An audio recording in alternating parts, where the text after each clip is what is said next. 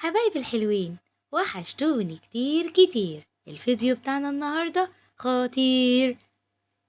جرة عيني بقى كان جاله هدية جالي ماري، وحطني تحت الأمر الواقع وقال لي مش متنضف.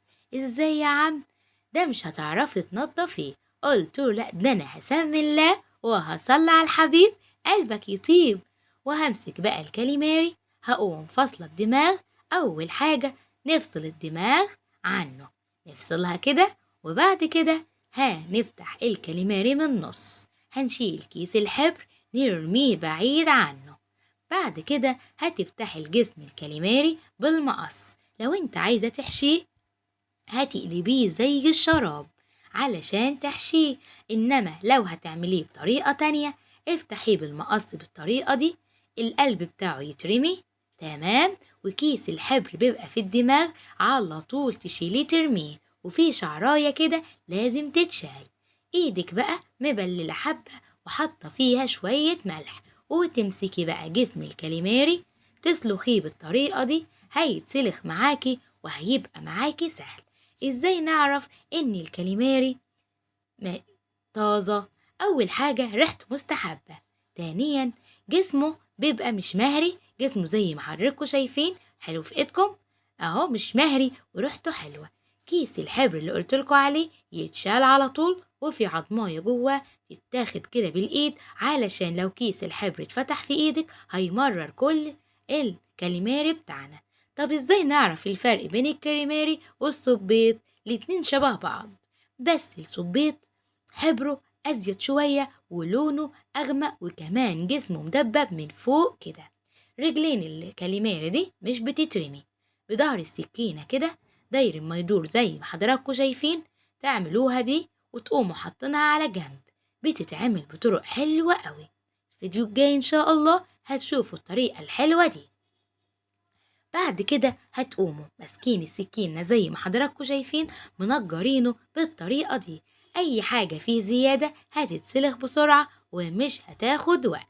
تمام، خلصنا جسم الكاليماري زي ما قلتلكوا تحت الحنفية بملح، سلخناه وطلعنا فيه من جواته كل حاجة محشية فيه هتترمي على طول، وحزاي كيس الحبر يتفتح. خلصنا خلاص رجلين الكاليماري زي ما حضراتكم شايفين، ودي مش بتترمي لأن الكاليماري ده غالي ومش نرميش أي حاجة منه، كل حاجة نستغلها فيه.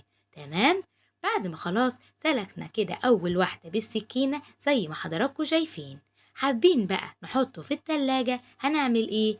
بعد ما هنغسله وهنحط عليه ملح وخل وكمان قشر ليمون وعصير الليمون معاها، هنقوم حاطينها في مية 10 دقايق.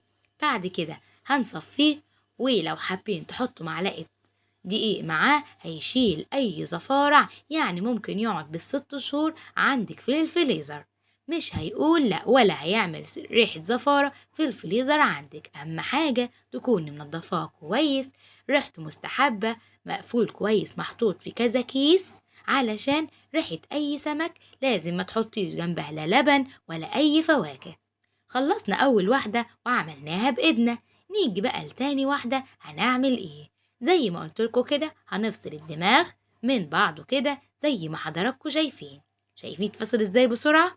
نشيل بقى اللي جواته، وانا بقى دي هسلخها لكم بالسكينة. لو مش عارفين تسلخوها بايديكم واول مرة الكاليماري ده تشوفوه، تقوموا سلخينه بالسكينة دي. هنجيب البلانشة بتاعتنا هنفردها ونشيل أي كاليماري من النص كده، أي حاجة من نص الكاليماري هنشتلها، ونشيل البلاستيكة اللي جواه اللي هي العمود الفقري بتاعه.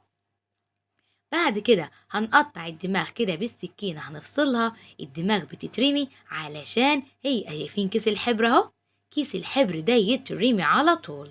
بعد كده بالسكينة زي ما حضراتكم شايفين، شايفين بتستلخ بسرعة ازاي في ايدي، تقوموا سلخينها كده بايدكم، وبعد كده بالسكينة تقوموا منجرينها على البلانشة عكس الاتجاه يعني من دماغها لديلها. بالسكينة كده هتشيلي أي زوايد عندك.